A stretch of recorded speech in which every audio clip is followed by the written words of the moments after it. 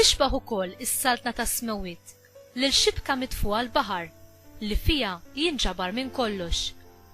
Meta tintela itellawha x-xatt u joqogħdu bil-qiegħda jiġbru fil-kannestri dak li jkun tajjeb u jarmu l-ħażin.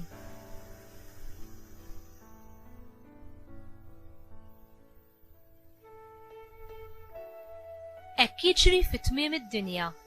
L-anġli joħorġu jifirdu il-ħsiena mill-ġusti u jixħtuhom fil-ħulġiġa tan-nar. Hemmhekk ikun hemm il-biki u t-teżżiż tas-snien.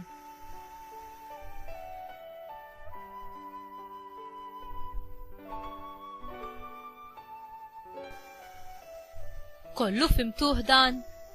Iva qalulu.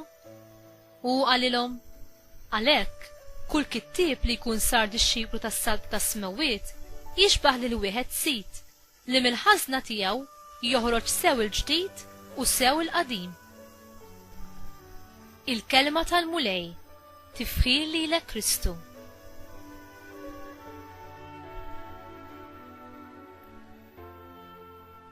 X'qed jgħidilna Ġesu dwar is-salbna ta' Alla b'dawn it-tixbijat?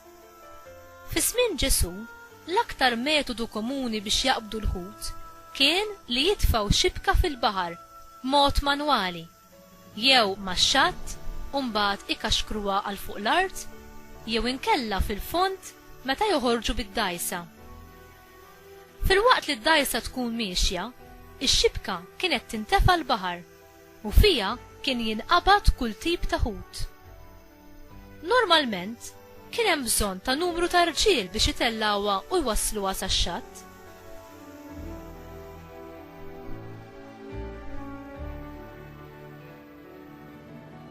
X'inhu l-punt ta' Ġesu hawnhekk?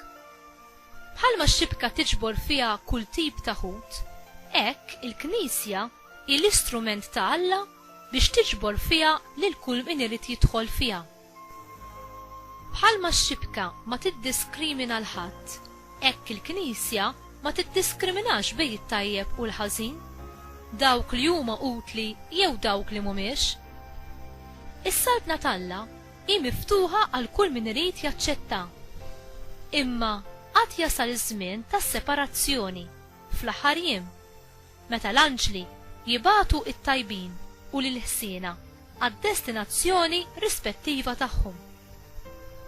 Dmirna hu li niġbru u nilqgħu lil kull min jiġi. Alla fl-aħħar taż-żmien jagħti lil kulħadd dak li ħaqqu skont emilu. Alla joffri t-teżor tas-salbna tiegħu lil kull min jemmen. Inta ħdem ma' Alla u għal Alla biex tikber is-salbna tiegħu hawn fuq l-art.